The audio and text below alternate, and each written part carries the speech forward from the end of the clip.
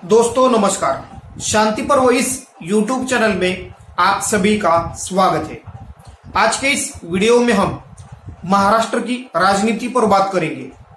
पंकजा मुंडे जी की शिव शक्ति परिक्रमा यात्रा, इस विषय पर विश्लेषण करेंगे।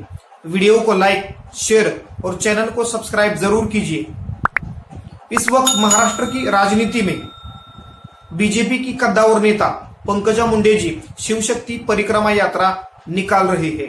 इस यात्रा के जरिए जनता से सीधा संवाद साधने का प्रयास पंकजा मुंडे जी कर रही है। 2019 के विधानसभा चुनाव में पंकजा मुंडे जी को हार का सामना करना पड़ा। उसके बाद महाराष्ट्र की राजनीति से पंकजा मुंडे जी गायब रही और बीजेपी में उनको साइडलाइन किया गया, ऐसी चर्चाएं मीडिया और सोशल मीडिया में होती रही। लेकिन पंकजा मुंडे जी सचमुच बीजेपी में नाराज है। पंकजा मुंडे जी की ये बढ़ती नाराजगी क्या आने वाले दिनों में पंकजा मुंडे जी इसके कारण अपने राजनीतिक भविष्य को लेकर महत्वपूर्ण निर्णय लेंगी, ऐसी चर्चाएं भी इस वक्त मीडिया और सोशल मीडिया में हो रही है। क्या पंकजा मुंडे जी सचमुच बीजेपी में नाराज है? पंकजा मुंडे जी ने इस ऐसी चर्चाओं को खारिज किया है। लेकिन अगर पंकजा मुंडे जी के अलग अलग स्टेटमेंट देखें तो पंकजा मुंडे जी की नाराजगी हमें दिखाई देगी। पंकजा मुंडे जी बीजेपी में और खासतौर पर महाराष्ट्र में बीजेपी के जितने भी पहली पंक्ति के नेता हैं, उन नेताओं में सबसे जनाधार रखने वाली नेता है, यानी जनता में उनका बड़ा प्रभाव है। महाराष्ट्र विधानसभा की लगभग 25-30 सीटों पर पंकजा मुंडे जी का प्रभाव है। बीजेपी के कद्दावर नेता और लोक नेता स्वर्गीय गोपीनाथराव मुंडे जी की पंकजा मुंडे जी बेटी है। स्वर्गीय गोपीनाथराव मुंडे जी का या गोपीनाथ मुंडे जी की राजनीतिक विरासत पंकजा मुंडे जी आगे बढ़ा रही है। इसके कारण भी पंकजा मुंडे जी को जनता में अच्छा खासा समर्थन मिलता है। इस वक्त शिव शक्ति यात्रा के जरिए पंकजा मुंडे जी अलग अलग तीर्थ स्थलों का दौरा कर रही है। जिन भी जगह या जिन तीर्थ स्थलों का दर्शन पंकजा मुंडे जी ने किया है और इस परिक्रमा यात्रा में पंकजा मुंडे जी को अच्छा खासा उनके समर्थकों का और उन पंकजा मुंडे जी को मानने वाले मतदाताओं का समर्थन मिलता हुआ नजर आ रहा है।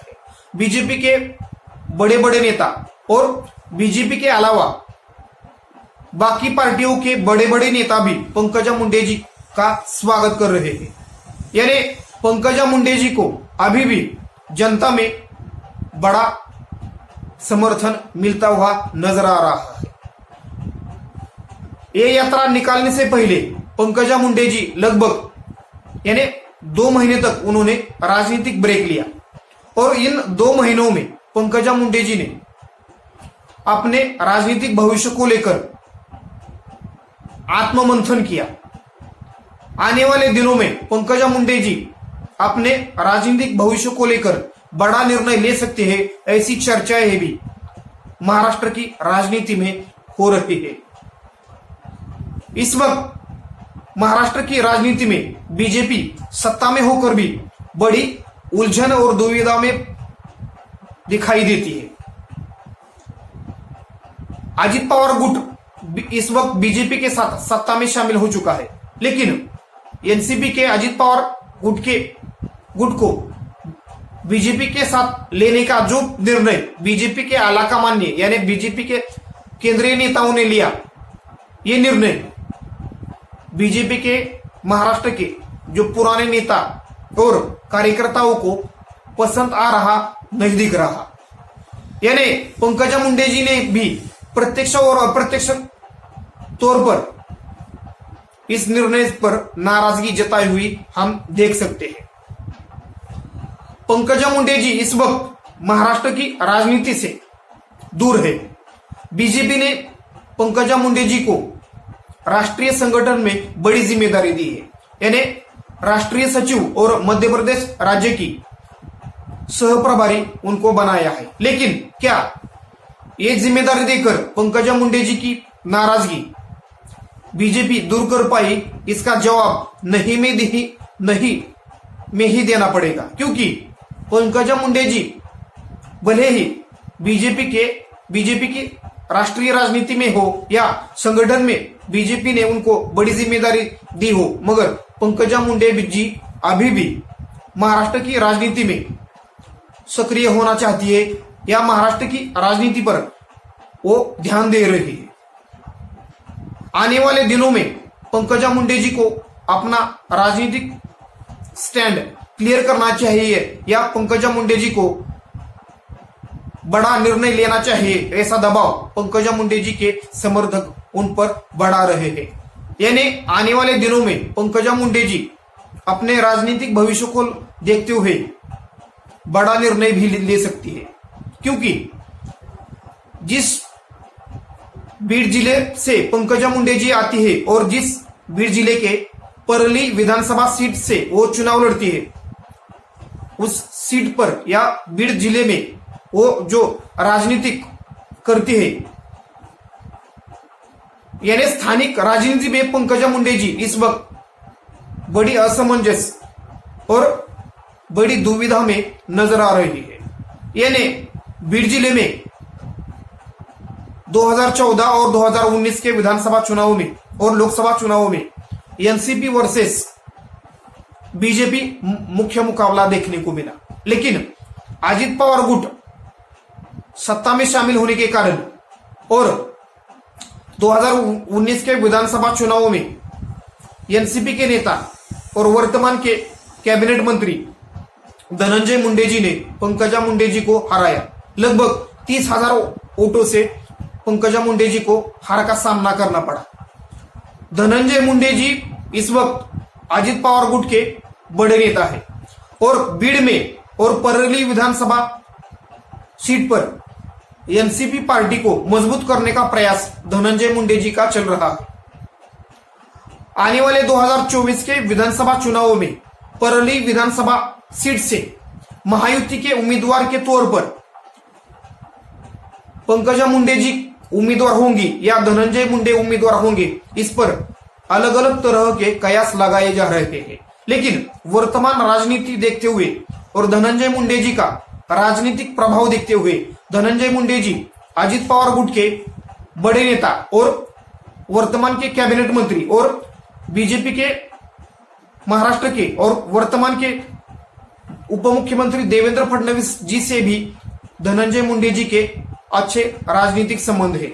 इसके कारण आने वाले विधानसभा चुनावों में परली विधानसभा सीट से धनंजय मुंडे उम्मीदवार होंगे, ऐसी चर्चाएं भी हो रही है। यानी पंकजा मुंडे जी को अगर 2024 का विधानसभा चुनाव लड़ना है तो किसी और सीट से लड़ना पड़ेगा। इसके कारण पंकजा मुंडे जी नाराज दिख रही है। यानी अजित पवार गुट सत्ता में आने के कारण पंकजा मुंडे जी की मुश्किल बढ़ गई है। ऐसे में आने वाले चुनाव में यानी लोकसभा चुनाव हो या विधानसभा चुनाव हो, उसके पहले पंकजा मुंडे जी अपनी राजनीतिक भूमिका को लेकर बड़ा निर्णय ले सकती है।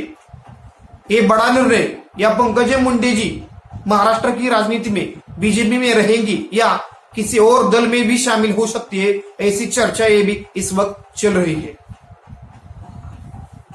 पंकजा मुंडे जी स्वर्गीय गोपीनाथराव मुंडे जी की राजनीतिक विरासत आगे बढ़ा रही है। स्वर्गीय लोकनेता गोपीनाथराव मुंडे जी की बेटी होने के कारण पंकजा मुंडे जी को जनता में अच्छा खासा समर्थन मिलता हुआ नजर आ रहा है। महाराष्ट्र की लगभग 25-30 विधानसभा सीटों पर पंकजा मुंडे जी का प्रभाव है और इस वक्त पंकजा मुंडे जी शिवशक्ति परिक्रमा यात्रा के जरिए जनता के साथ और अपने समर्थकों के साथ सीधा संवाद साधने का प्रयास कर रही है। और इस शिवशक्ति परिक्रमा यात्रा में जिस जगह पंकजा मुंडे जी जा रहे हैं उस जगह पंकजा मुंडे जी को अच्छा खासा समर्थन मिल रहा है। यानी आने वाले दिनों में अगर बीजेपी को महाराष्ट्र में लोकसभा के चुनावों में 40 से ज्यादा सीट चुनकर लानी है तो, और विधानसभा चुनाव के बाद बीजेपी को सत्ता में आना है तो पंकजा मुंडे जी को महाराष्ट्र की राजनीति में फिर से एक बार सक्रिय करना पड़ेगा और बड़ी जिम्मेदारी देनी पड़ेगी। पंकजा मुंडे जी को बीजेपी ने पावर पॉलिटिक्स में फिर से एक बार सक्रिय करना चाहिए, ऐसी उम्मीद पंकजा मुंडे जी के समर्थक बार बार लगा रहे हैं। या पंकजा मुंडे जी को बीजेपी ने राज्यसभा या विधान परिषद की उम्मीदवारी या सीट देनी चाहिए, ऐसी मांग भी पंकजा मुंडे जी के समर्थक कर रहे हैं। लेकिन बीजेपी ने पंकजा मुंडे जी को महाराष्ट्र की राजनीति में सक्रिय करने के बजाय राष्ट्रीय राजनीति में और पार्टी संगठन में उनको बड़ी जिम्मेदारी दी। लेकिन इसके कारण भी पंकजा मुंडे जी की नाराजगी दूर हो गई क्या, इसका जवाब नहीं में ही देना पड़ेगा। पंकजा मुंडे जी ने नाराज है ऐसे मीडिया द्वारा उनको बार बार सवाल पूछे गए, लेकिन पंकजा मुंडे जी ने नाराजगी की चर्चाओं को पूरी तरह से खारिज किया। लेकिन इन 2019 के विधानसभा चुनावों के बाद अगर अब तक की महाराष्ट्र की राजनीति देखे और पंकजा मुंडे जी के बयान देखे तो उनकी नाराजगी साफ दिख रही है।